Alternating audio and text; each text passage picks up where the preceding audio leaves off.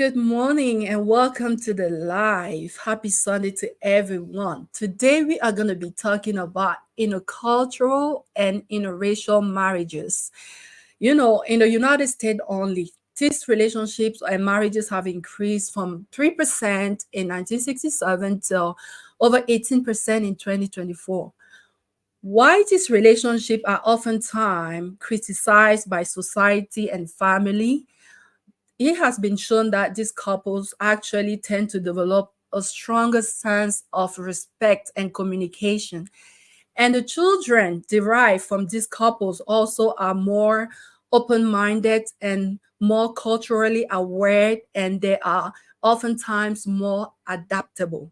So, today, my guests and I are just going to be diving into this topic, and we are going to be sharing from personal experience and expert's point of view. So don't go anywhere.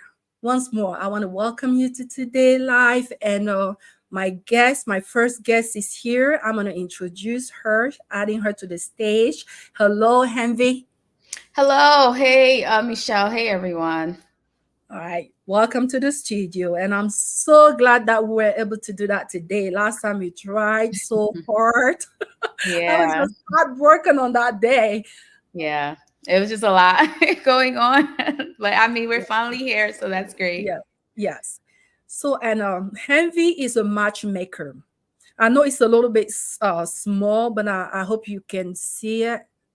I hope you can see the name. Tell us a little bit about what you do, Henry, please. Okay, so I am the founder of the Precise Approach Matchmaking. So I match men and women for long-term relationships, i.e., marriage, and also all that good stuff.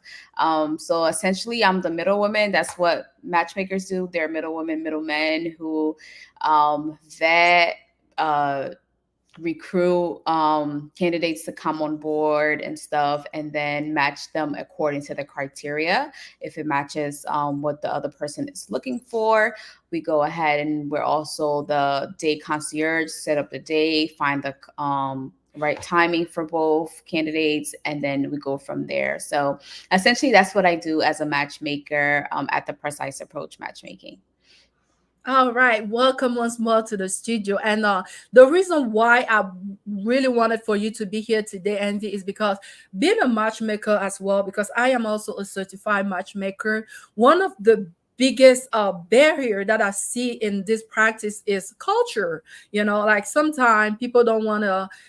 Some people are not like always comfortable dating outside of their comfort zone, like you know and so I wanted you to kind of come here and tell us like how you navigate that, that cultural and sometimes even racial differences. So that will be coming in a moment. We have someone else in the studio, CB. Hello, CB. Welcome. Hi, hi, Hello. ma'am. Good evening. Hello, What? Henry. Hello. Do you want me to go Happy ahead and answer the Sunday. question, Michelle? Yeah, hold on. CB, how are you doing? I'm doing great. Just Okay, tired, but as so good. well. Happy Sunday. Happy Sunday. Okay, we Yeah, have we looked in the comment section and it says, I will be, he said, hello, MV. It's been a while. You're welcome. All right. So, yeah, go ahead, Henry, and tell us how do you navigate those cultural differences between our candidates or clients. Okay, well, when a client come on board, of course they have to let me know that they are interested in different race or someone with a different background, because I do try to match my clients with what they're looking for. So, for example, if you have someone that comes on board and they are open to intercultural relationship or interracial relationships, whatever the case may be, what I do is that I first vet them to see if the person that I do have for them, that would be a good match and so forth. And then I'm also looking for the client as also the client and also their match to be open-minded and very adaptable, because if you're dating someone that's of a different race or different culture, you have to be open-minded and adaptable, because they're a lot different than you are in terms of how you grew up and so forth. So I'm looking for those two things so that I know that they have some type of common grounds that they can stand on once they do get connected. All right. So you mentioned that you Elise is here. So you mentioned that one of the things you want to be sure that they're open-minded, because at the end of the day, yeah, it comes down to what to them, right? Like to Yeah, what it they comes down to them and what they're looking for. And also if you're open-minded and also adaptable, you can go ahead and grow within the relationship, because this person is not from the same background as you, or they're not the same race. So there are things that they don't know about you and you don't know about them, that will come up as the relationship progresses. So it's also good to have those two character traits so that you can have like a strong foundation to build off of. Great.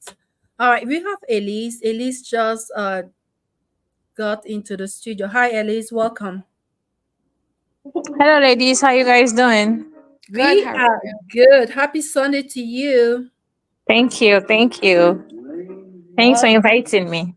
oh, it's a pleasure. It's always so great to have you here. So, Elise, like you know already, today we're talking about intercultural and interracial marriages, because when we talk about culture, is it has so many layers. You know, culture sometimes is not always like different race. Sometimes even from the same countries, you could marry someone from the same countries, but don't share the same culture, right? It's at so many levels. So, at least the reason why I thought about you for this particular topic is because I know that you're married and your hobby is from a different country, right? Yeah, that's right. There you go. Yes. So my question to you, Elise, is first of all, what attracted you both to each other? What caused you to get out of that comfort zone and go to someone from a different country? What is that thing that attracted you? Thank you for the opportunity and thank you for the question. For me, I will always say we have a human culture. Okay. Human culture. So you see people from the same country, even from the same tribe, behaving differently. So I would just say it's not about the country, it's not about the tribe, it's about humanity. So when people get married to a country, they make a mistake because those people, you can see 10 people coming from the same country, coming from the same tribe, and they are very, very different. It's just like twins, just having 2 minute difference in birth. You see that they are from the same mother, same womb, same father, but they are so different. So I don't focus on the country, I focus on human, I focus on the character of the person. As the Bible say, treat others the way you want to be treated. And that's what I saw in him. You know, he was very humble. He was human, meaning he had empathy. He had compassion. He was honest, and he was a man of his word. So he Oh, wouldn't tell you something today and tomorrow say, do you know some men, they get confused or they are just deceivers. They will just tell you one thing today, and within some months you ask them the same question or you go through the same situation and you see a brand new person around you, be like, wait a minute, did they exchange him from somewhere or something happened? Or he had a brain surgery or is he dementia? You start asking yourself so many questions because of the changes you see in front of you. So for my husband, he was when I met him, he was humble, he was so simple, he was so genuine, and I was like, is this guy real? Or okay. he just playing around? So that's what made me go for him. But I was just impressed by the way he behaved, honestly. Yeah. Thank you. So, CB, Yes, ma'am. I'm here. yeah. So my question to you, like I know Nigeria is a little bit like Cameroon. We have so many culture within one country. so many. Like you drive 5 miles and you are in a town where they speak like a different language and they have a different ways of doing things. So I don't know if the same, but I know in Nigeria also there's a lot of tribes, there's a lot of regions involved in a one Absolutely. country. Yes. So have you been in a relationship with someone that shared a totally different background and culture with you, and how did you navigate those differences? Um, I would say first of all that tribalism is a big issue here in Nigeria. Even when we claim that we are one, that tribalism is a problem, especially between two particular tribes. My tribe and one other tribe. I don't want to mention the tribe. That the thing is we actually get married to each other, but then the love is not there between the tribes. But anytime my tribe and this particular tribe come together, there's hardly anything that can separate them. We speak different languages, we have different beliefs, we have different philosophy, our food and everything is different. Although I have dated this particular tribe I'm talking about, and it was a disaster. It was horrible. Like, I told myself, I'm not sure I can do this anymore. I mean, I'm not sure if I want Are you to. say was that person from your tribe, or was that someone from a different tribe? Yeah, the person was from a different tribe, Okay. and like I said in our last show, it has this lazy spirit. That tribe is generally their men are known to be lazy. They don't have hustling spirit, and I'm a hustler, so I can't deal. I don't care how good looking you are. If if you don't have that hustling spirit, I don't want to be with you, because for me the looks will not do it. You need to. I don't want a If man I I may have to ask, what tribe is constantly. that? Is it Yoruba? You did Come not on, ask. spill You it. just said it. Interesting, because me, Oh, I've met some Yoruba people that are very hardworking. Maybe that was just a special Yoruba. I agree with you. Most of them are not hustlers. That's the truth. They are men. Their women are hustlers. To be honest, Yoruba women, they hustle. You see a woman that just got married. The next 6 months, hawking like she's hawking like a widow. She's hawking like she doesn't have a husband. That's No, how they are. They are lazy. I think that goes back to history, because in the Yoruba culture, Yoruba men are very polygamous, and in those days, women will No, have to no, at fight. least it's not. No, no. I'm not talking about polygamy. I'm talking about the hustling spirit. Yeah, They don't I'm know trying how to to. bring history why the Yoruba women are the hustlers is because Okay, historically their men are polygamous, so the women have to fight to have their own bread, to have their I own agree. things. That's why this triggers the hardworking olden days women in the Yoruba land. That's why they put it in their young ladies. You have to hustle, you have to work hard. I think that's what brings it. Sorry. Okay, Alice, please hold on. I have a message for Coach Mitchell. Yes. Oh, look.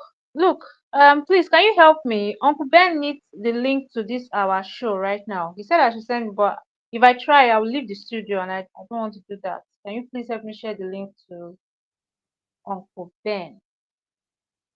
Um, Luke, are you able to do that? Look, can you hear me? Hi, I, Luke. I Yeah, thought I can Luke. share it to Uncle Ben. I can share it to him. Let me try. Let me share him the Oh, link. you know Yes. Uncle Ben. Yeah, I know Uncle Okay. Ben. Yeah. Okay, thank you. Thanks for doing that. Thank you so much. Because if I try sharing the link, I'll leave the studio, and I'm not sure about the network. I'm struggling. Yeah.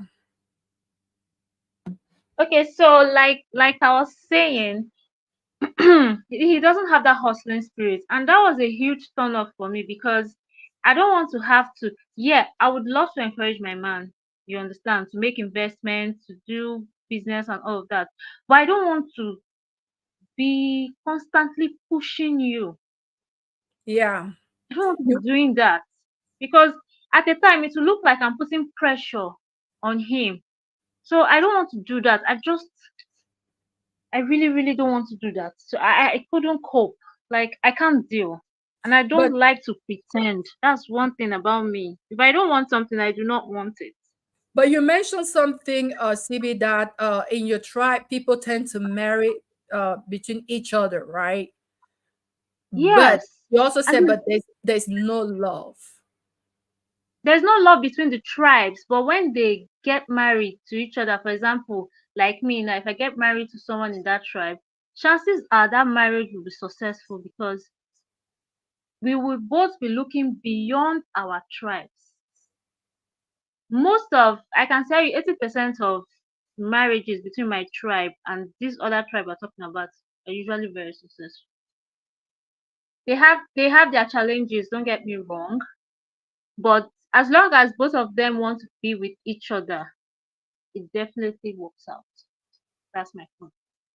Okay, but that's a different tribe from yours. Yes, it is. Okay, It's a major tribe in Nigeria. My okay, tribe, Igbo, we are a okay, major tribe in Nigeria. Also, this tribe we're talking about that Miss Elise was, talking about also. It's a okay, major tribe. We have two major tribes here in Nigeria: the Igbos, the Yorubas, the Hausas. okay, Other tribes are they are minorities. Yes. okay. All right. Oh, how come you have two Miss Elise on the? I don't know. Yeah, because when I went out, coming back looking for the page, I could not see it. I enter again and it's making me look too. I don't know why. Okay. So There's you're one not that a is not twin. talking now, so let me try to remove that one from the stage. And okay. Now, my question is gonna go to you, Miss Handy. You are a matchmaker, so still talking about in a sense of uh, um in a sense of matching people. So, what is the most common misconception or challenges people face when seeking intercultural relationships, according to what you've seen so far in the industry? And how do you help them navigate that? You're muted.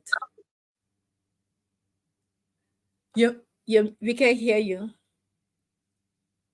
Yeah. Yeah, I was saying, also as a matchmaker and someone who's also in an intercultural relationship, because intercultural marriage, because my husband is Yoruba and I'm Liberian and he's Nigerian. Okay. So I'll speak from as a matchmaker, and then I'll just go from within my marriage, married Okay. to a Yoruba guy. I would say they just not really understanding where the other person is coming from because they're not in that culture or they weren't brought up that way. So I think most of the time it's just I guess mis misunderstandings between them two in terms of how things are supposed to go, and they're not understanding because they didn't grow up that way, as opposed to if they were in a relationship with someone who was the same as them. I think that's one of the biggest issue, is that it's just misunderstandings in terms of whether growing up or not, or family background and all those different things that happen, especially as Africans. I think what we do traditionally, some like American, they don't do it the same way or so. Even if it's another African, they do things a little differently than, let's say, Cameroon or Liberia or Nigeria. So I think it's Yeah. just misunderstanding, misconceptions most of the time with individuals that are in intercultural relationships. Um, Also, I'll speak from being in a intercultural marriage. I think I would say the same thing, where it's because they speak their dialect a lot, so it's me not understanding what they're saying when they're trying to speak it to me. So even my mother-in-law, she speaks it to me, so she wants me to understand, so I don't feel like I'm being left out when they're speaking Yoruba.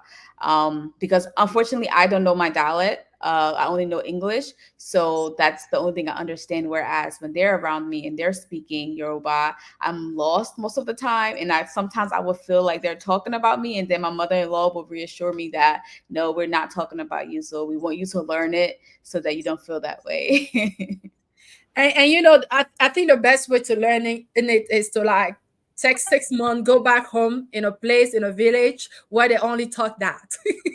Yeah, yeah, Like yeah. That would be a good way. Can I can I can I make a motion? yes, go ahead. Yeah, I always feel like people are not aware that when someone is not speaking your language, it is disrespectful to speak in a dialect someone around you is not listening, and especially if you have high esteem and value for that person.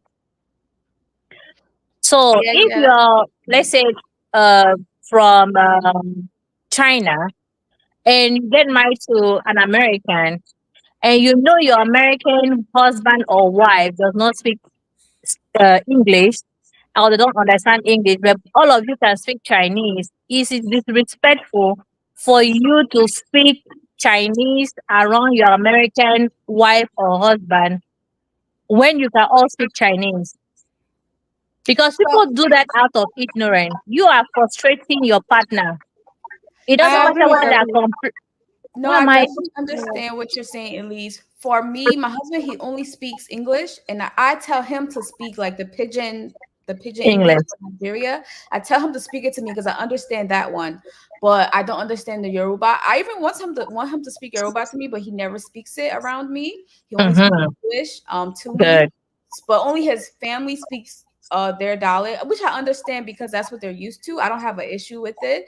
It's just sometimes subconsciously you think they're talking about you, but they're not really talking No, no, about no. you. Is Yeah. am I echoing? A little bit. No. Yeah, let me go down and come back. I feel like I'm echoing. Yeah, so that's I think it's because we're human, so subconsciously because we don't understand the dialect, we're going to think, oh, maybe they're talking about me or so forth. But I'm someone who's a lover of languages. I love languages. I would love to learn Yoruba. That's why I even married someone that's a different culture than me because I love languages. I love culture, and I don't mind them speaking their language at all, but it's just subconsciously you're thinking, oh, maybe they're saying one or two Yeah. things, but then my mother-in-law always comes around and say no, no, and she wants me to learn. So when she was visiting, when I first had my baby, she was Mm-hmm. always speaking it to me, and then she'll speak English so I can know the English meaning, and then she'll tell me so that when we're around you, you don't think that, and you at least can understand it because languages and so forth. Sometimes I think it could be sometimes it's common sense, it's body language. You can kind of tell what the person is saying by their body language and the way they're like saying things. You may not know exactly, but you may pick up on some things, and that's what I find myself doing oftentimes, just picking up on it, even though I don't necessarily know the language. Oh, okay. Envy, that's amazing. I can deduct that your husband and his entire family loves you. They adore you. From everything you just said, I can deduct that. Oh yeah, they're very sweet people. My husband is amazing. His whole family is amazing. They're really sweet So people. you should learn the language because I think it's one of the easiest language to learn here in Nigeria. Yoruba. Really? It's a Oh, very Yoruba? beautiful language. Really? Oh, Missy, wow. Yes, it is. what's your name? I can't see your names. I don't know why. Whose name, Elise? The one that just spoke. Oh, Henry? Okay, Henry? now I can see. Yeah, Yeah. Henry. No, is So, it CB? CB. Civi. CB? Yeah. Yeah. So thank you guys in the Oh, comment see. section. We have some comments coming in, and they are saying that it's a YouTube channel links. Mr. Beno is asking for YouTube channel links. No, Mr. Ben, just click on it and choose YouTube. You can choose Facebook or YouTube. Click on it and choose YouTube. Okay, so a lot of people in the comment, Mr. Beno, I hope that helps. A lot of people in the comment are mentioning language. Someone said the most difficult thing is the language differences. But I believe beyond language, there is more. Like someone just mentioned that, and that was going to be my next question. They said couples might not know their cultural traditions. So that was going to be actually my next question. So either one who wants to go first. How Yeah. how do you navigate differences in Y- traditions, holidays, religious practices, and what compromises have you done in your own marriage to make that work for both of you? Can I go? Yes, ma'am. I think before you get married to someone, even in friendship, you have to know what the value, what are their values. And values are attached to tradition. So you have to ask the man you're dating, even before you date him. I mean, even before the relationship, what are your traditions? What are your core beliefs? People might be Christian, but you'll be surprised that they are practicing wonderful things behind their Christianity. So you should ask the man, okay, you're a Christian, it's true. what other things you do traditionally that are not Christian. If they are traditional people that just visit the church, because we all know that you can't mix Christianity with godliness. It's not possible. A Christian follows Christ alone. That's why the Bible says you will not serve any other God than me. So you cannot serve God and serve entities like traditional stuff. So when you meet the man, ask him, what are your traditions? When he explained that to you, and ask him, are you okay if I don't practice them? If it's okay, then you move with the relationship. If he say, my children, myself, and I must practice this, and it's against your own morals and standards and value, it's right time to cut it quick. It's time to cut it quick. Because anything you compromise now will become a problem in the future. So it's very important to discuss culture, tradition, and if you are not okay with it, I will say end the relationship. Don't even go into the marriage. End it immediately. Because it will cost you more than feelings. It will cost you more than you're married. And you end up in divorce. And you would have wasted so many years with the wrong person just to divorce later. What's the point? Just cut it off. That's my point. Okay, what about you, Henry? How did you navigate those traditions and holidays and religious Um, differences? I think it's something Elise said is that you gotta learn your partner values prior to even entering a relationship or a marriage. I think that's very important. Um, you have also, in terms of you both being Christians, there's different types of Christianity. Make sure you guys are on the same page of you being like, let's say me and my husband, we grew up Pentecostal Christians, so we used to the regular way of life for Pentecostal Christians, right? So we aligned there in terms of how we wanted to raise our children. Everything aligned for us. Although we were different in culture, everything aligned for us. We're both very adaptable people and very mindful people, so we understand that we're both grew up differently. I'm Liberian, but I did grow up in America, so I grew up a little bit more Americanized than he did, where he was born and raised in Nigeria. So it's a little different. But because of my open mindedness and my adaptability, I'm able to be around him when he has his family over and they're speaking their language and all of that, because I'm able to adapt to my environment. I think that's very important too in terms of moving forward with anybody. Most of the time, like I think someone in the chat said, there's going to be a barrier because language, having a relationship with somebody who's of different culture, there are going to be challenges. But like I said, you just have to be open minded. You have to make sure that you guys establish a foundation of where you are and where you want to go for it to actually last. And just be ready to adapt as time goes on, because apart from just being in an interracial or intercultural relationship, people are going to change, of course. Don't be with the person when they change drastically. Of course, it's the minor things that you must adapt to. So that's what I would say for the most part. It's just being able to adapt and be open-minded, which is like echoing because that's what I said earlier. But that's where I stand in this situation. All right, so thank you. We have Luke here. Luke, you haven't said anything yet. Have you personally experienced a relationship with someone from a different culture than you, and how did it go? Okay, hello? Can you hear me? Yeah, yes, we can hear you. But speak louder though. It's a little bit far. Okay. Uh, I've experienced it actually. I think one of the major issue in intercultural relationships is the language barrier. That's it. The Brother language Luke, barrier. increase your volume, please. I said the language barrier. Can you hear me? Language barrier, yeah. Yes, language barrier is a major issue, and it's not really easy learning somebody's language. As when Envy was speaking, Envy said something that when they usually speak around her, she this, they might be judging her, something like that. And I experience that stuff too. And I think when I see most people, mostly my ex, if they keep talking around me and people, I feel they are judging me because I don't hear their language. I can't speak it. So I think language barrier is an issue. But the love is there. The love is there. The communication and language barrier is a major issue. That's what I see. All right. Um, Hello. Can you guys hold on? Sorry. Yeah, we can hear you.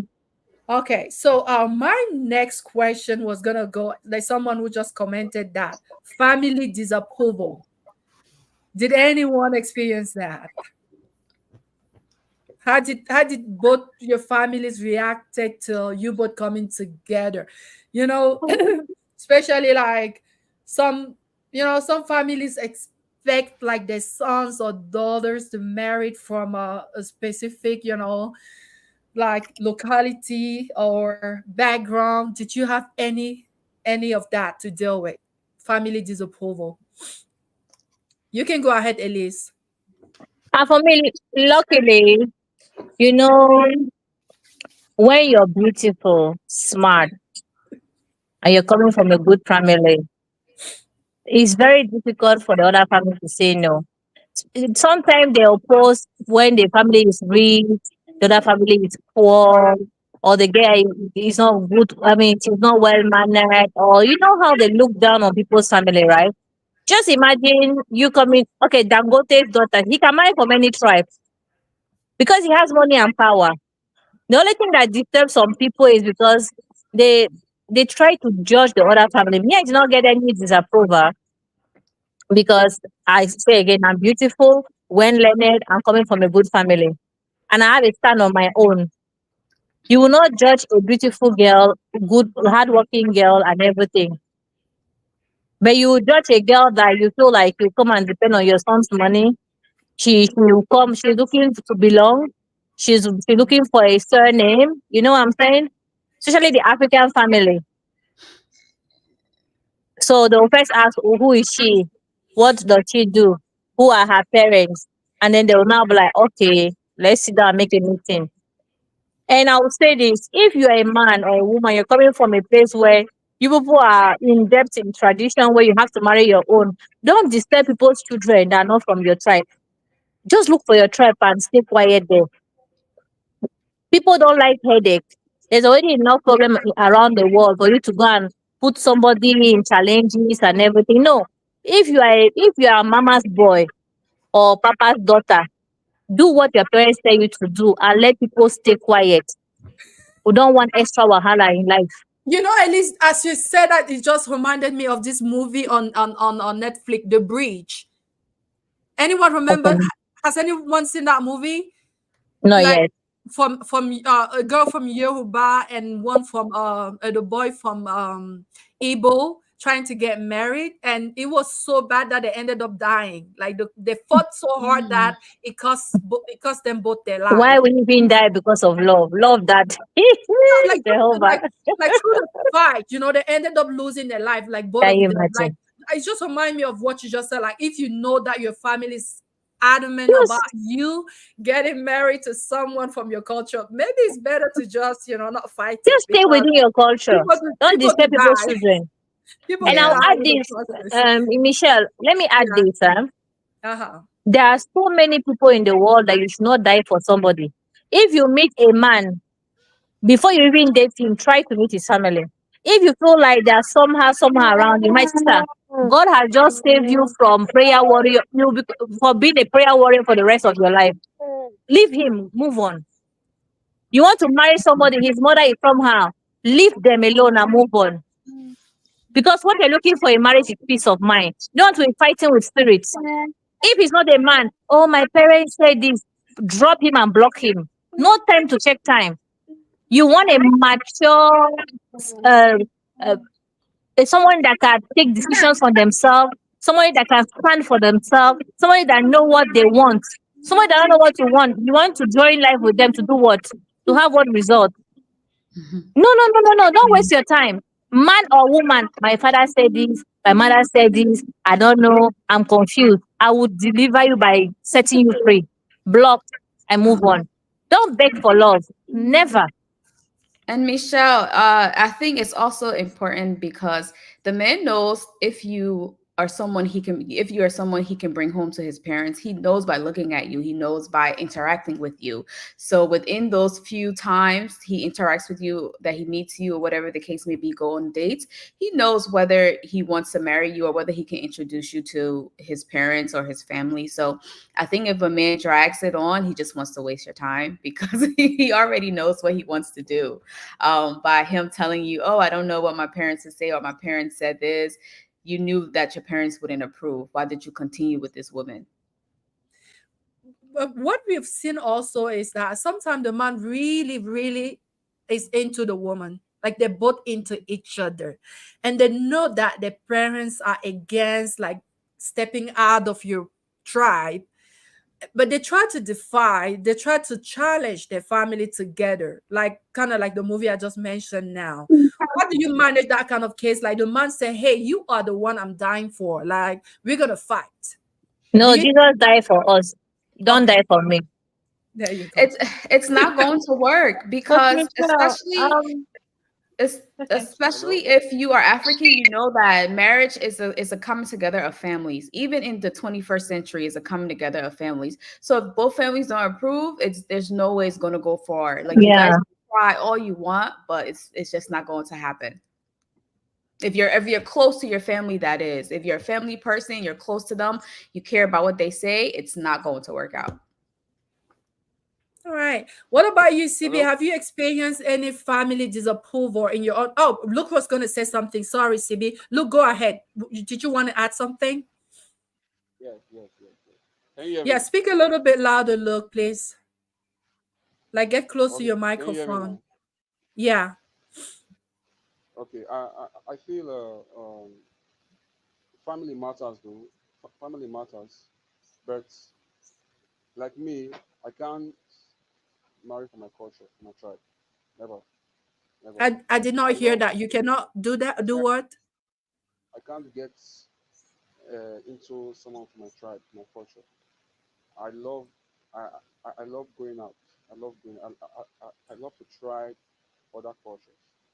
So if my family said something like that, I'll make them understand that this is what I want. This is what I want, and they'll surely agree.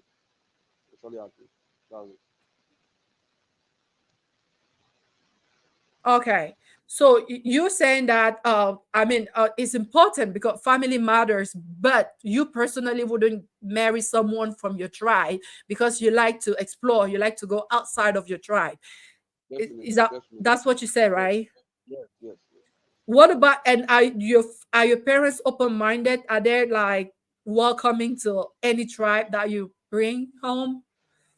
This issue came one time when I told them, and my dad was somehow disagreement with it, but later on, my mom said, "Okay, leave him alone, leave him alone." She said that it was okay. Okay. Michelle, we want to hear what he's saying. Can he go out and come back in? We cannot hear him, and it's very interesting what he's saying. Okay, If it's look, I interesting, don't. Yeah, I'm look, very. you sound like too far from your microphone. So I don't know. Maybe if you should like step out and come back in. I'm not sure if that will solve the issue. But I know you. I heard you I'm said using. that you had that issue before that you bought someone and your father wasn't comfortable with that tribe, but your mom was able to talk to him and right? No, Is no, that what you no. I said? didn't bring anybody. No, Okay. I didn't bring anybody. Can you hear me? Yeah, go ahead. I didn't bring anybody. I just told them, and my father was like, "No, no, no, no." But I told my mom, and she was like, "It's okay, it's okay, it's okay. There's no problem with that." And later they both agreed. Mr. Beno said, look, increase the volume on your phone. I don't know if that will help, but try that. My phone mouthpiece is spoiled, so I'm using an headphone. Okay. So CB, Do you have any? Have you ever faced family disapproval in any of your relationship from outside of your tribe? Absolutely not. My parents are on board with any tribe, any even if it's outside my continent, Africa, they are on board. They are not. Their major concern is the love we have for each other, the feelings we have for each other, and if the person is a good person. That's all. Tribe is not an issue for us. Uh, That's the best. That's the best actually. yeah. I mean, I personally, it's the same thing. Like, we are so I was open-minded. It sorry, wouldn't I be was an going to issue. add this before you asked this question. Yes. My last relationship, my boyfriend That asked me a very guy. funny question. He said, is there any, consequences for a cheating woman in my tribe? And I was like, not exactly. That is, for example, now for my mom's tribe, if the woman cheats on her husband and she prepares any meal for him without his knowledge and he eats that food, the children will get sick and die, Oh, or the it's a man lie. himself might lose his Wow. It's a life. lie. No, sis, it's happening. I say It's it's a lie. happening. Look, look, back me up here. You're from my mom's tribe. I Back me say up. it's a lie. Look, let's hear from You you. Is want that, you want Look, you want can you are hear you, you want to answer me? Elise. Sis, Elise is I not from have the tribe, so experienced I'm someone from my mom's that tribe. lost two of Me her and my kids mom are because she different cheated on tribes, her so it's true. husband. So It's it's true. true, please.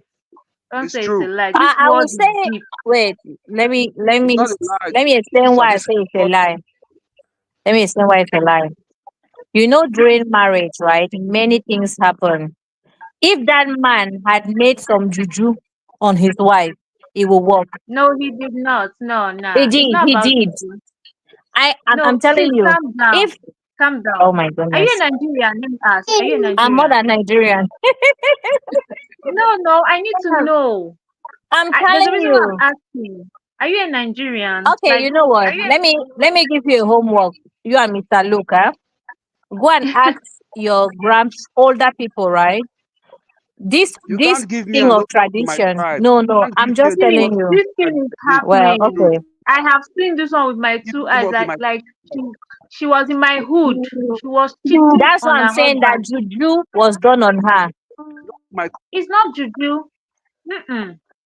That's how there's it no juju is. there. That's the There are culture. some cultures that you don't mess with, though. This life What is is deep, That's my the culture? culture sister. there. What is culture?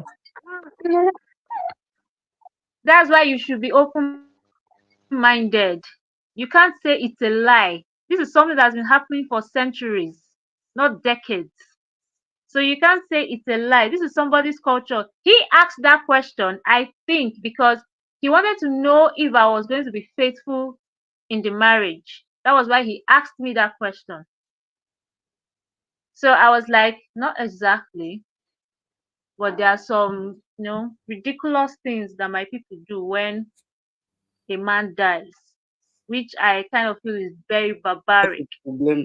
And we I'm have a telling new, you, hold on, we have a new person in the studio. She had a little bit of technical issue, but she finally made it. Payuri is here. Payuri, welcome to the studio. Hi, thank you for having me. How are you? welcome, Payuri. Thank you. I'm doing well. What about you guys? We are doing good. So, like shared with you during the week, today we are talking about intercultural and interracial relationships and marriages, his unique challenges and rewards. And so far, we have discussed just like traditions and family disapproval, and also like just like how do they like languages and stuff like that. And what I so like, the reason why I really wanted you to be here is because I believe you're going to bring a fresh perspective to the topic so far, because Hopefully. you are not just in an intercultural marriage, but you are in a racial marriage. Okay. Yeah. So, so before I go back to UCB, I was going to add something to that. The consequences according to tribes and traditions and stuff like that. So, if you guys don't mind, I would like for us to proceed right away and have Payuri share with us what are the unique challenges. I mean, first of all, what attracted you both to each other, being from different race, country, cultures, and all of that? What is that thing that attracted you both to each other? No. What to say?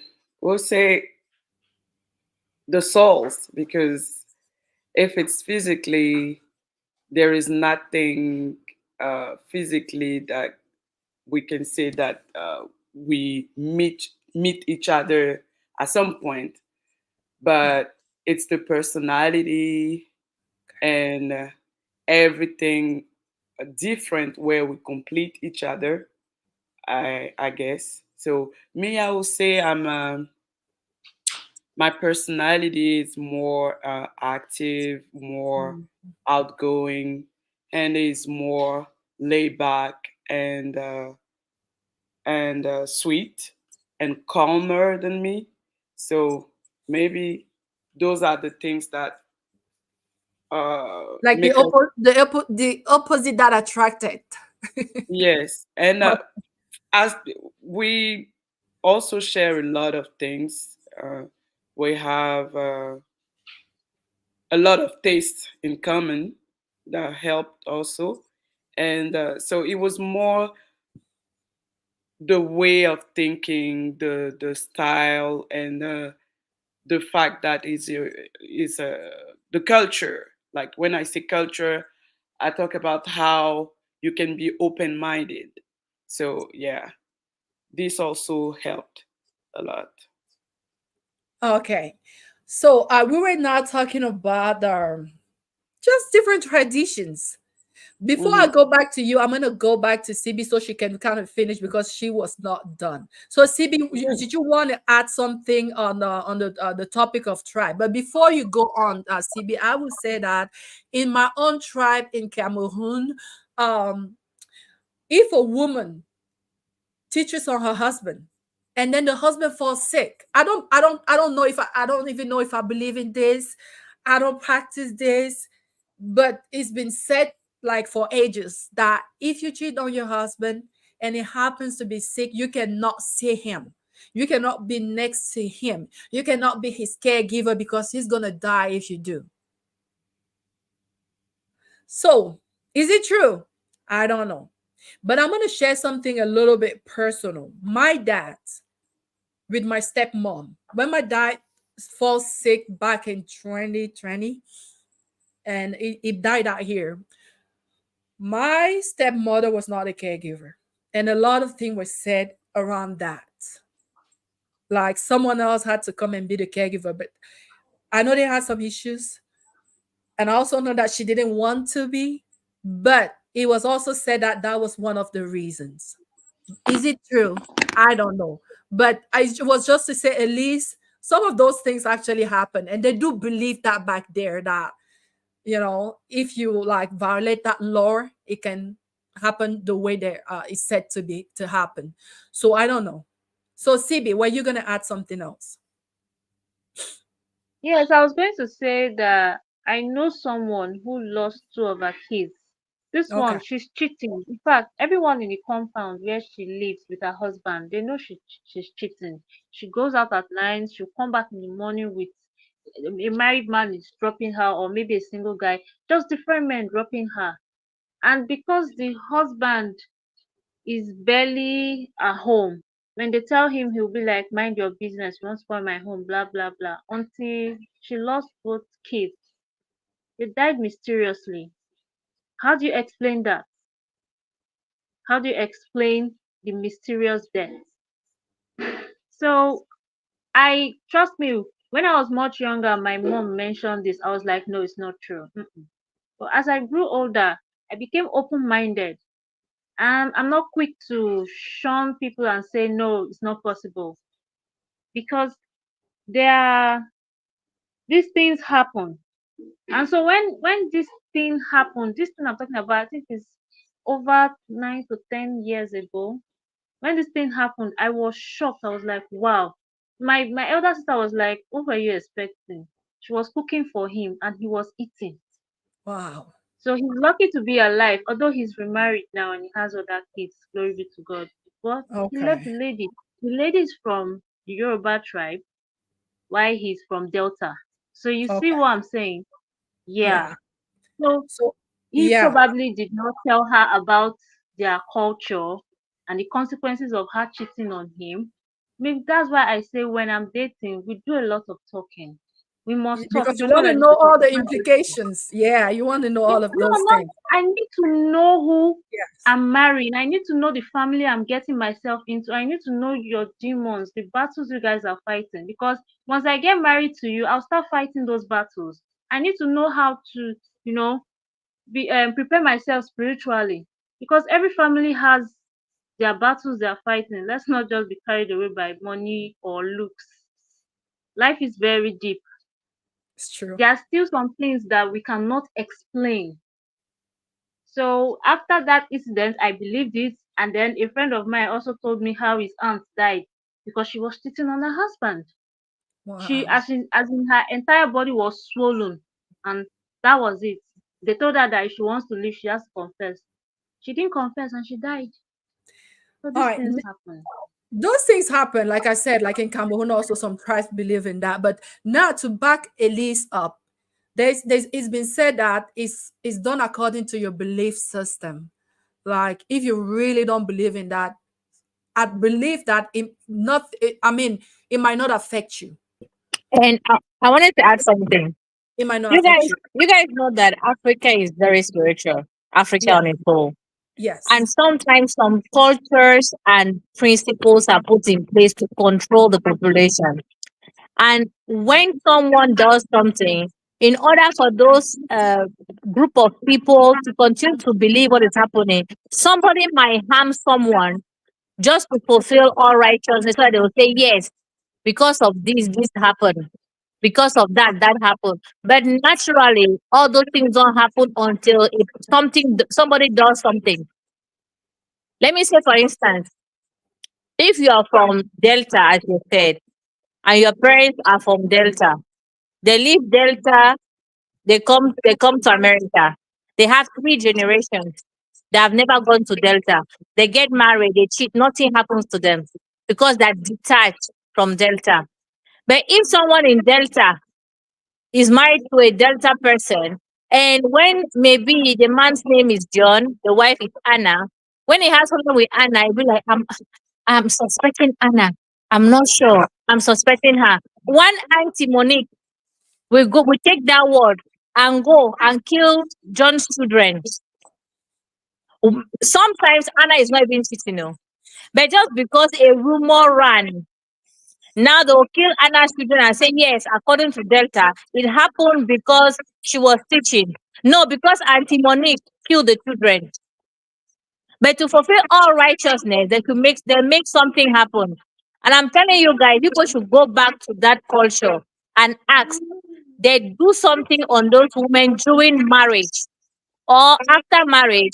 Michelle, some men will go back to the village and take some rope and put by the door. Once the woman cross it, she's tied. They will put something the wife drink. She'll drink it. They already work on her. They'll put something under her pillow. They already work on her. So if something happened, it will happen to her. But unknowingly, something was done to her. So they always do something. It's never natural. Miss Thank Elise, you. that we are saying the same thing, but you're on a different path. We're actually saying the same thing. Someone did something. That tribe you're talking about now, No, no one Mr. knows. Luke said nothing was done. That's why I wanted to emphasize that something happened before that thing happens. It doesn't just happen naturally. Yeah, just because someone is in America does not mean that the consequences cannot reach them. There's no distance in the spirit. So arrow can Yeah, be that's thrown why I'm to saying any that. For part of the example, world. when I say African culture is diabolic, when someone is choosing to be maybe a seer or a chief and he refuses to go back home, They will call him within the spirit to go back home. They will cause trouble for him. It's spiritual. But naturally, if he doesn't want to come, nothing will happen to him unless somebody does something. That's why I say it's spiritual and somebody has to do something. Okay, We so have that Mr. means you agree We have now that Mr. there are Beno in the consequences studio, for every y'all. action. Let's welcome Mr. Uncle Beno in the studio, and I'm pretty sure Uncle Beno have a lot to say. Uncle Beno, Welcome, Uncle Ben. welcome to the Good studio. evening, sir, in Hey, Nigeria. everybody. Excuse me. Yes, sir. Do you want to maybe help us a little bit on this one? Yeah, I've been listening in the background. It's a very interesting conversation. I just want to say one thing first. When you're discussing intertribal or intercultural marriages, there are a lot of nuances around it. And for people to just dive into it without doing their homework is not advisable. And on the other hand, one strong advice I do give people as a man who is in intercultural marriage myself, one advice I do give people is this: be very, very sure you loved the partner you want to get married to. And be sure that you are both on the same page. That's the first thing first. Now, when you are both on the same page and you truly love each other, you need to speak more about your cultures and tradition. Now, this culture and tradition is not necessarily what is going to determine how your marriage will go or how successful it's going to be, but rather it will help you to understand where your partner is coming from, their mindset, as well as some of the things they can tolerate as well as not tolerate. Because I know we're in the modern world now, and a lot of people usually, especially women, I'm sorry, I just have to say it. A lot of women like to play down some major stuff that has to do with culture. And it depends on the kind of man you are with. If you underplay some of the things they held in high esteem, your marriage will crash. Let's just be honest about that. It doesn't matter whether you are in America or you are in Nigeria or you are in any part of the world. It's like even here in America, when you see a Black American lady get married to, let's say, a Nigerian, if the Nigerian man is not willing to yield, to compromise according to the Black culture that is prevalent in America, that marriage ain't gonna work. And at the same time, if the Black American lady is not willing to yield as well as compromise on some of the cultural practices the man will bring into the marriage, that marriage will not work either. So I just wanted to like quickly point that out. As regard, I think I heard Ellie saying if some people move from Delta, for instance, and they migrated to United States, and maybe after several years, they now have like 2, 3 generations born in United States. If they go against some key core cultural norms, it may not have effect on them. I'm sorry to say, my dear, as somebody who also know much about some tradition and cultures, it doesn't matter even if it is 10 generation. There are certain things you shouldn't do. Now, I get it. Some new generation children from that family may not even know that that part of the culture exists. And that is why sometimes some people run into problems upon problems and they will say, we don't even know where this is coming from. We don't know why this, why that, because even their dad doesn't know. So please, this culture thing, I don't want us to just push it aside. It matters.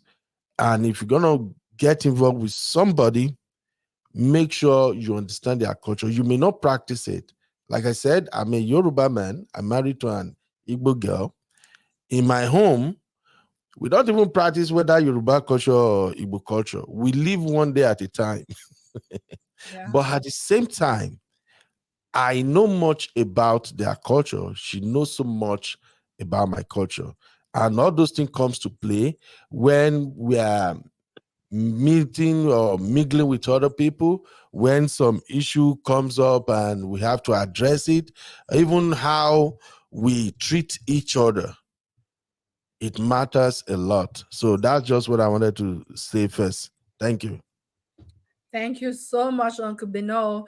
I don't know if anyone else wants to add something to this topic, but my next question was gonna go to Payiri. So, Payiri, my question is, can you please share one challenge or maybe few challenges or misunderstandings that you in your interracial marriage have experienced, and how did you resolve it because of culture or because of differential of differences in racial? So can you please share with us like one challenge that you have experienced because of that difference, and how did you resolve it? Okay. Uh, as a couple, I won't say that we have like one big challenge. No, I I can't I can't remember anything to tell you at the moment, but um, there is some little differences in the daily life that there is okay. Let me take that example. The way of asking to do things. So for us Africans, you can just go ahead and say, "Oh, do this for me" or "do that." But in the American culture, it looks like you are commanding, you are demanding to do something, but it's not really like that. The way we For where speak, I come huh? from, yeah, you can just say that, and it's okay. You can just add a please at the end, and that's it. Or even if you don't say please, it doesn't mean that you are trying to say it the wrong way or demand to do this thing for you. But in the other culture, this is how it's seen. So at first, it wasn't really saying anything, but at some point, it was like, could you be more like nicer in the way to ask things? Because it's like you demanding, you want me to do it. It's like, no, it's not. Yeah, It's not that. It's just I'm asking you like yeah. nicely. I'm saying please. So no, it doesn't matter where you put please in the phrase, but like if you want to ask, you could say, "Oh, could you please do this for me?" instead of, "Oh, just do this, please." So Communication style. That, yes, so okay. this is one of the simple example that I can share. Yeah. Thank you for sharing that. What about you, Miss Elise? Is there anything that you can recall that maybe like was an issue in your the way that in your day-to-day life because of culture or because of background? Is Elise here? All right, maybe she stepped out.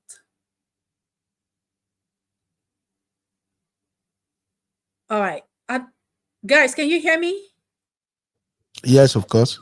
Okay. Yes, Okay. Coach Charles. Okay. So yeah, Miss Elise maybe is not here, and I also see that Envy also got kicked out of the studio. Okay. So talking about like communication side, that's also something that even though my husband and I are from Cameroon, we are from different tribe, and that has been a little bit of issue, but I was able to identify that through observation and just kind of adapt, right? Because I came from a household where we talk. Like if I'm mad at my mom, I tell her mom. I'm not happy. But him, in the other hand, is from that culture where you don't like always express, especially like I live with my mom and mother-in-law. I am more inclined or likely to go to my mom and say, Mom, I don't like when you do that. But him, even if his mom does something that he doesn't like, he is oftentimes will never tell her. So just knowing those differences, that hey, our culture is more expressive, there is not. And just try not to be too pushy in my way to communicate. So I had to kind of adapt and just kind of try, learn to choose my battles right. Like not always point everything that I see, because on just kind of understanding those differences, and that come down to communication and also background and the way that we were raised and stuff like that. Like my kids, because I came from a background where you discuss, you talk, and you know you talk, my kids tend to argue more with me than with my husband. Now, this is going to take me to the next question. I don't know if Elise is back and was going to answer that question of the challenge that she has faced so far. This is going to take me to the next question. How do you manage all these differences while raising your kids? How did you make it work for your house? I'm going to go with Mr. Beno.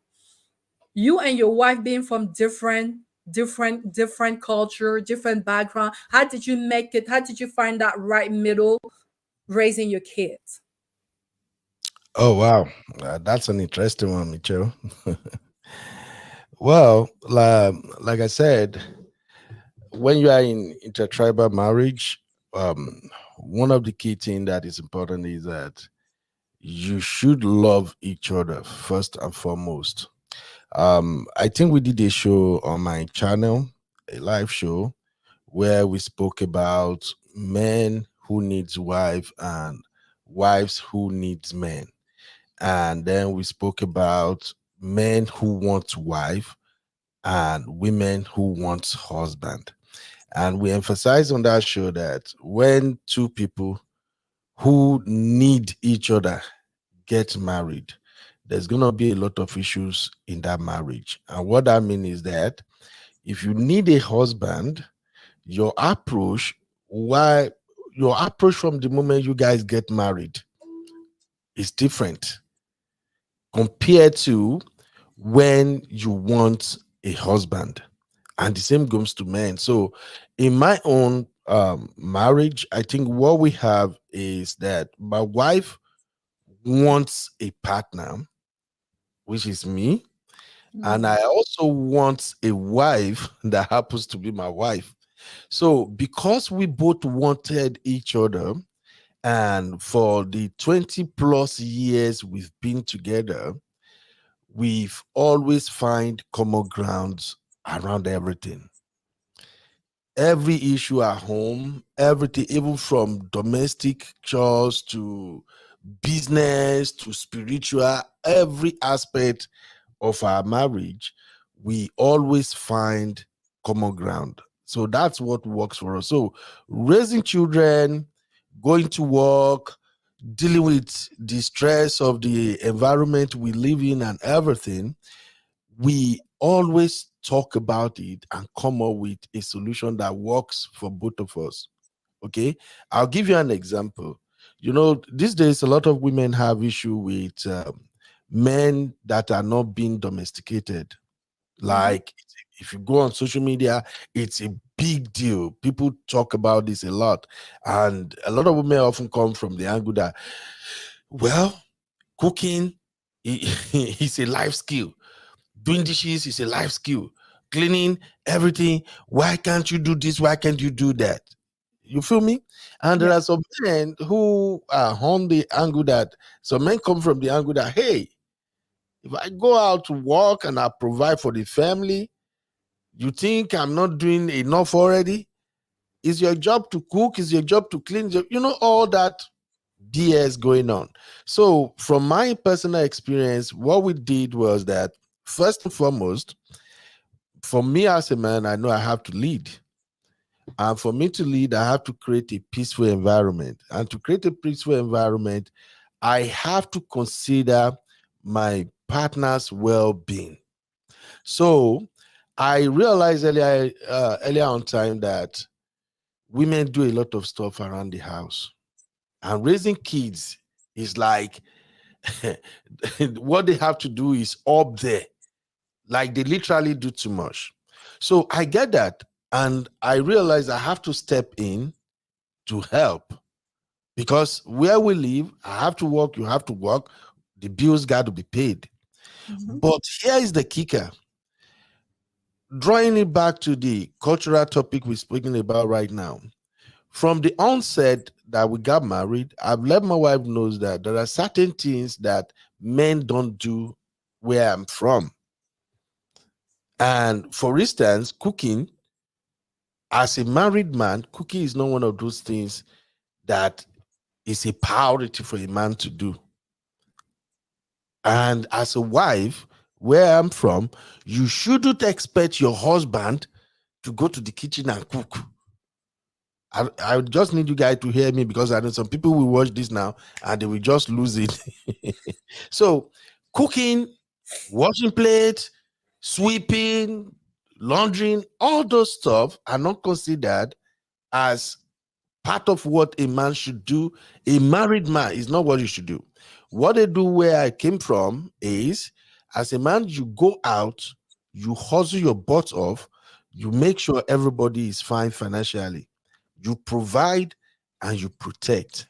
Now, we live in America. You have to work. Your wife has to work. We have kids together.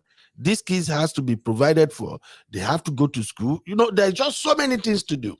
So I stepped in and we had this conversation. I told my wife, hey, babe, first and foremost, I'm not a good cook. I can cook a couple of things, but not as good as what you should expect. So don't expect me to say, hey, why don't you cook? It ain't gonna work. As for the other aspect of stuff in the house, like washing dishes, cleaning the house, take out the trash, it's no big deal. I can do all that. However, I told her, here is one thing. Do not take it for granted. If I'm coming back from work, or maybe I'm doing something and then you just come up one day, maybe you realize that there are dishes in the sink that are not washed, and then you call me up and say, babe, I just came back from work now, there is dishes in the sink. Why are they not washed? And you are at home. If you say that, we're going to have a lot of issue. First, I ain't going to do nothing again. Even oh, you guys are laughing. I'm telling you. So I told her, even just a cup, I won't watch. Okay? So whenever you see me do that, recognize that that is me knowing that I don't have to leave this for you when I can easily do it in less than 10 minutes. You feel me? So I love clean house, and she also loves clean house. And when you have kids, anybody, I think Alice is here. Alice can testify. When you have kids, you might clean the house now. In the next 2 hours, when they play around, you are coming back to clean again. Yep. So it's normal. So for me, when I step in, somebody drop their clothes where it's not supposed to be, or I go to the laundry room, I see there are clothes all over, I'm just dumping them in the washer. I wash it immediately and get it done with. It's nothing to me. And the good thing is, I've been in America 11 years now. After we had that conversation, my wife had never one day hold me responsible for, there's no food and you are at home, the dirty plate you didn't wash. She never mentioned it, but she knows I help. So I'm just saying that if you are going into intercultural marriage, interracial marriage, you have to communicate, you have to talk, you have to lay it all out on the table. And here's what I'm going to advise young folks, those that are looking forward to be married. Whatever you know you're not going to accept, let your partner know ahead of time. Don't go into that marriage pretending, oh, let me just marry him first. He will blend. I will Eh, change him later. ain't gonna work because there are some real African guys that won't submit to that crap. And you are looking at the typical example now. Okay, And so I also like Uncle Bernard that you're sharing this because we're also seeing a rising number of marriages between like Black American and African, especially like Black American women and African men. And it's good to be able to hear it from an African man, know that hey, this is what to expect when we go to that culture. I like that. So yeah, I hope this helps someone out there. Can you all hear me now? Yes. Oh, thank God. I had issues. I don't know why. Yeah. Yeah, to the questions, I wanted to say that you were asking if there are any challenges, right? Yeah, yeah. Yeah. You can go one challenge that arise because of that cultural difference, and how did you solve it?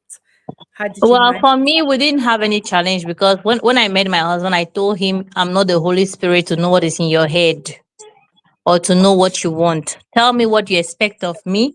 I will tell you what I'm expecting of you. If we find a mutual ground, we'll move forward. If we don't, let's separate because there's no marriage in heaven. Hmm? There's no need to say I'll marry to divorce or I'll marry to change somebody. Me, see what when I met you, what God has not changed in you, I don't want to work on it. What your parents could not do for you, could not change in your character, in your behavior, it's not my headache. I'm not planning to change anybody. I'm planning to accept people with their bad character. I say, this character, can I manage it? Can I be patient with it? If I cannot, I'll tell you, my friend. Another woman is out there. She will tolerate this one. But you see, this one, I not do. Being truthful to yourself, being real, as Uncle Ben said. Stop pretending. Oh no, I will show this kind of character. When I marry the person, I will change. When you change, change will change on you. You will see blue. That's why most people are married and not happy because they fake it in the beginning, and when they became their real person, the marriage is no longer working. Because what you show the person is what they're expecting you to be. So for me, we don't have any problems. We talk, we are there to help each other. I'm in your life to help you improve, help you develop, and help you grow. You are there to do the same thing. You are not in my life to stress me. I'm not in your life to stress you. So if there's love and understanding and compromise, everything will work. So me, we don't have any problems. And for the kids, I'm always right. When I talk to the kid, they go to him. He say, "Okay, Mama said no is no." If he says something in front of the kids, I will back it up. I'm not there to challenge his authority in front of the kid. No. When he said the kid no, even I feel like the kid I feel like this is not even a problem. Why is he saying no? In my mind, I will say it, but in front of the child, I say, okay, Papa said no, that's no. So just knowing that you have to support each other's decision in public, and you can go back in the room and say, hey, now what for you? What happened to you today? This why you're angry like this? Is anything the problem? Now you're reversing it on our children. I beg take it easy. In private, not in public. Yes. So that's just a matter of respect. You do the same thing for the husband and for the wife, and everything is okay. Because when you say the African men that cannot take it, there are also African women that cannot take nonsense from these African men because something on to do una too do. There are just some men that have bad upbringing. They were not ready for marriage and they are married. You wonder who raised them. They'll be talking to their wife. Sometimes I see where a man he will just be in public, he will just talk to his wife anyhow. I say, hey, God forbid, oh, this one who give him wife, just bad manners. And they'll feel like being rude is being a man. No. Because when you show to the public that your wife is nobody nonsense, means you yourself you're the director of nonsense because you choose that nonsense as a wife. Yeah. And when you display this kind of character, you are indirectly telling people that they should not respect your wife, they should not respect you, they should not Yeah. respect your marital vows and anything. So everything you do as a couple, when you act badly, you expose each other. It's That's true. just the real truth. And when you fail, both of you are failure. It's true. Oh, we are divorced. It's not only her, you too. You are a failure. In fact, both of you have failed. So before you fail, make sure that you discuss everything. And I wanted to talk about spiritual bondages, Yeah. before you marry someone, even if you are from the same tribe, because that generational causes. There are some great grandfather that did some covenant with some kind of category of demons somewhere that will affect you and your generation to come just because of what they did. That's why you have to break those curses before you get married. Try to find deliverance, spiritual deliverance. enter into fasting and praying, go and see a great man of God to save you from the unknown. Because there are some, as my Uncle Ben said, things that you are not aware of will not, the things you're not, the consequences of the things you're not aware of will not fail to catch you. So you have to pray and tell God, any curse coming from my father's house or my mother's house, I destroy it. I retrieve myself from every covenant, every curse, every challenge that was imposed or sent or created in my family or in my husband's family. Because when you marry somebody, as CB was saying, CB was saying, you will inherit the curses. Your children will inherit it. But that's why you have to pray. People say, I love you, I love you is not enough. Oh. When somebody tell you about their people, go and do your personal research. Send people to go and check. Some people will even go and see spiritual people to say, tell us that place our daughter is going. Is it good? Is it bad? Because they know about all these spiritual challenges and damages. You enter, see fine man, no say the Lord will dey behind the man. You know if you carry him, fine go pass you for house. You'll be praying and fasting for nothing, unnecessary prayer just because you failed to do what you were supposed to do when you're supposed to do it. So I would say for marriage, love is not enough. Criteria is not enough. You have to know where the person is coming from and what is behind that family before you marry into that family. Because if you try it, you don't even have to tell us. You will testify what you will see. Thank you. Thank you for sharing this, Miss Elise. CB, you haven't spoken in a while. Do you want to add something? We're going to wrap up in a moment, guys. And yeah, it all comes down to that preparation, to that foundation. And it doesn't stop there. They say a family that prays together stays together. So it's a battle. And Satan doesn't like people being together. He's the master of division. So he will throw a lot of attacks, and it takes a lot of commitment and togetherness to stick together. And yes, it goes above love and sentiment, way above that. So CB, were you going to add something? Yes, ma'am. I've always Okay. wanted to say this. Okay. As a young lady dating, I'm sorry, as a young lady or a young man out there, you are about to go into a relationship, prioritizing sex. This should not be your your focus. I mean, it should not be at the top of your list. That's where a lot of people miss it. That's the first thing that comes to their mind. That communication for me, I feel has to be established first. That's why, no one can pretend for so long. Sorry. Yeah, we I'm can sorry, hear I'm you. sorry. Um, yeah, so what I wanted to say is the communication should be at the top. When that communication is established, you guys will get to talk about a lot of very important stuff, like Miss Elise mentioned, the culture, I'm sorry, culture, the tradition, a lot of things you need to know about that particular person you're dating. Because sometimes, what if there are some things that, I'm sorry, what if there are some courses that you just inherit by just being intimate with that person? You don't know anything. That's why I said that should not be the first thing. Like, as I speak to you right now, a cousin of mine is lost. And I told my dad, I said, this is one of the reasons why I am scared of marrying from my tribe. So I don't go and fall in love with my cousin. If I fall in love with my cousin and marry him, that's why I don't do the whole SC. I must know you for like 6 to 1 year before we get intimate. So that if you're pretending within that 1 year, nothing will happen. Yeah, Oh, nothing will happen. So that's me. I kind of feel like that's the best way to not get into trouble. And that's the best way to avoid unwanted pregnancies too. That that has been my style. That has been okay. how And you I said, just to be sure that I followed what you just said. So the best way is to like not rush into things. take That's what. celibacy. Yeah. Okay. Get to know that person before you Okay. get intimate. I'm not saying you can't get intimate. Because I'm yeah, saying you mentioned take something very celibacy. important. You said before even marriage, just getting intimate can get you to inherit some spirits. So even that Yeah, part has to be like treated with care. Yes. Yes, yes. Okay.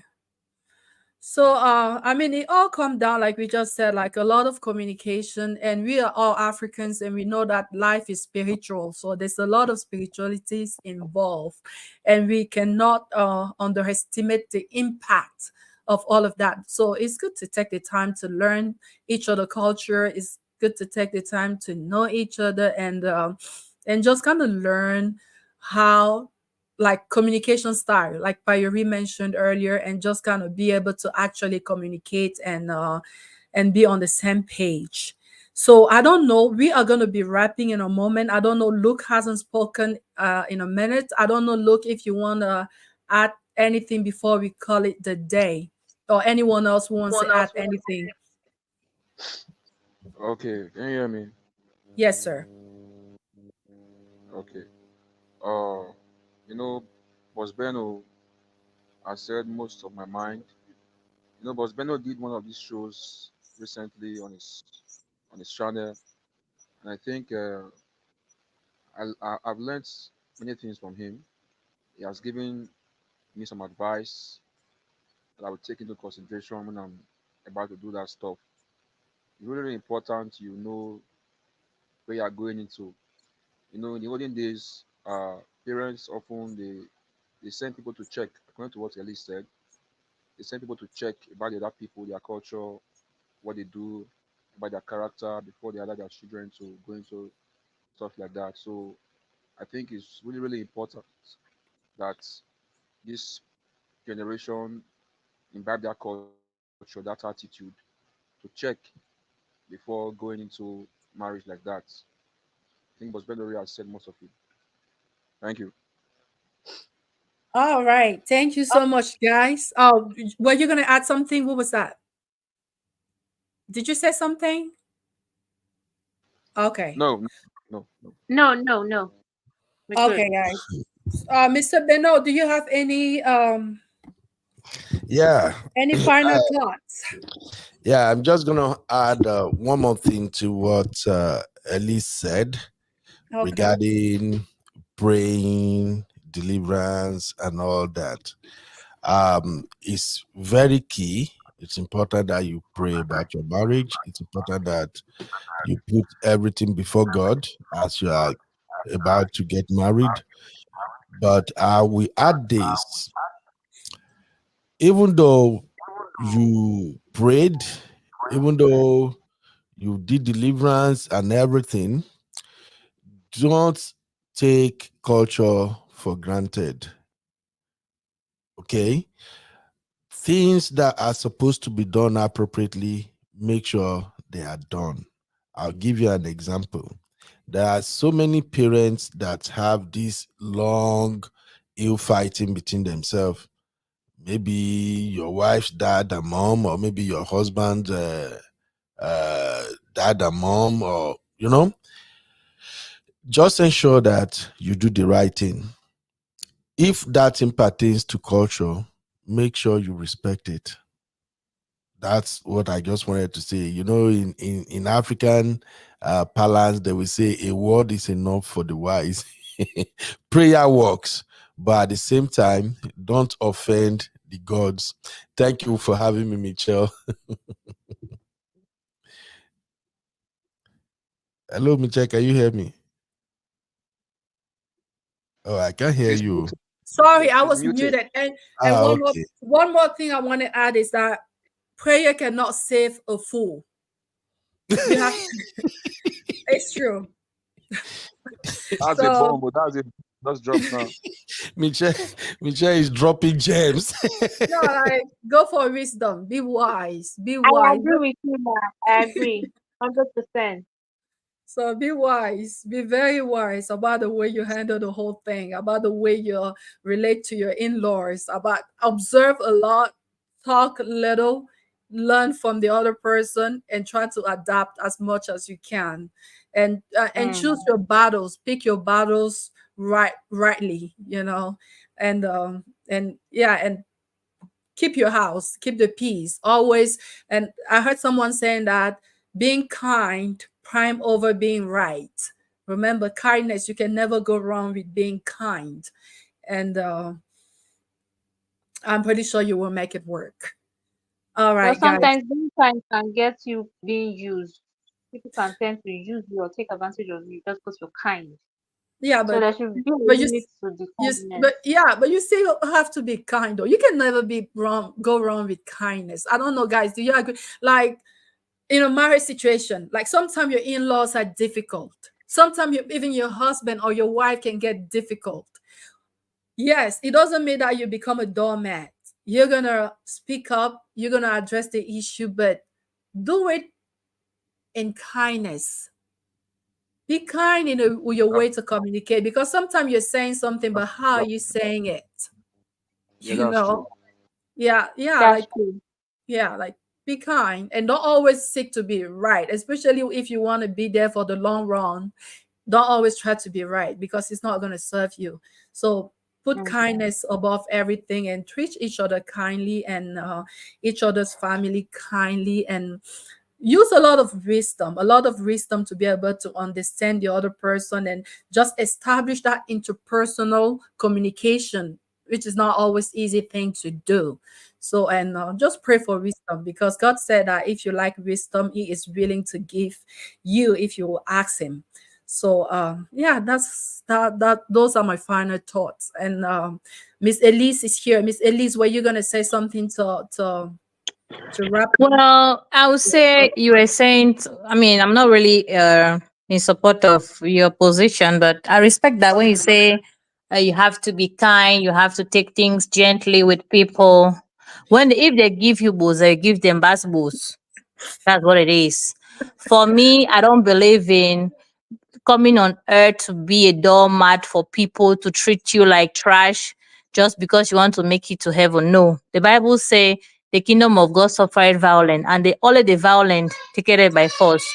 You have to teach people that yes, you are a Christian, but you're not foolish. Yes, you are a virtuous woman, but you're ready to fight for your rights. You know, you don't have to play mumu or gentle for people to climb on your head. People have done that, they have reaped nothing good about it. You have to teach people how to treat you.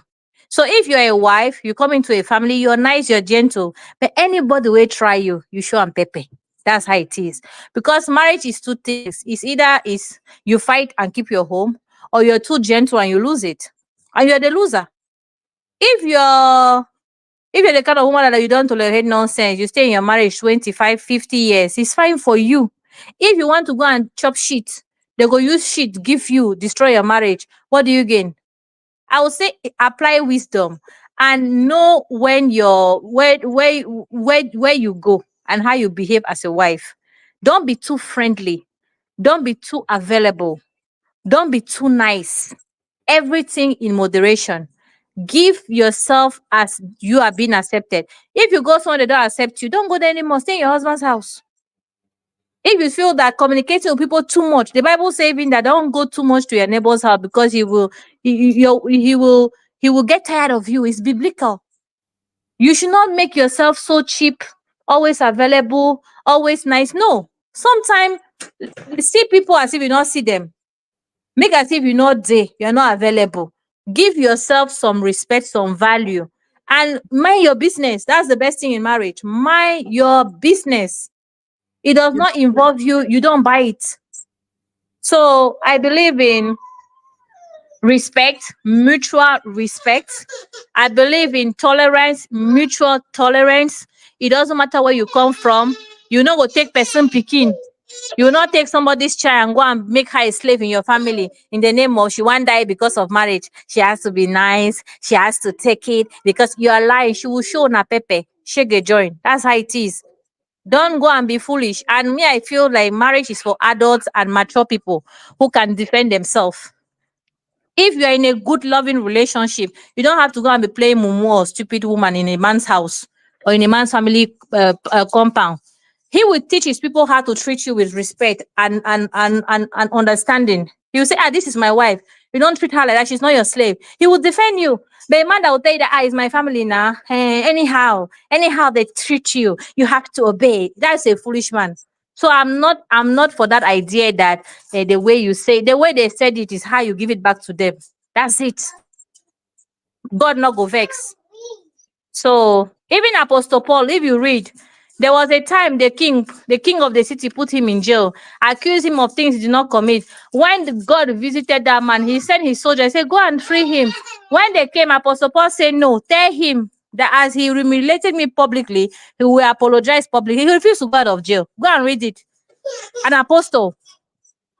The king came back.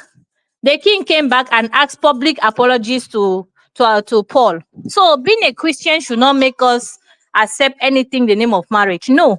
Go where you're respected, loved, and tolerated. So when you marry a man, his mother is your mother. She will not treat you as trash just because you marry her daughter, her son. No. And it's both ways. And you have to teach parents that if you treat somebody's daughters wrong, she may react, she may overreact. And the same thing with the son. No son, no man want the mother-in-law to treat him like trash. So whatever you don't want people to do to your children, don't do it to them. And don't expect them to eat shit from your family just because they are with you. So for me, understanding, mutual respect, and prayers work together. But if anybody wants to show you shege, I say double the shege. Bass boss for boss. That's my ending. Thank you. Thank you so much, Miss Elise. Thank you for sharing. I like the way you always share your point of view and stand by it. But like I would say, I don't believe that marriage is a battleground, and I believe that kindness, you can never go wrong with kindness. It doesn't mean that you are a doormat.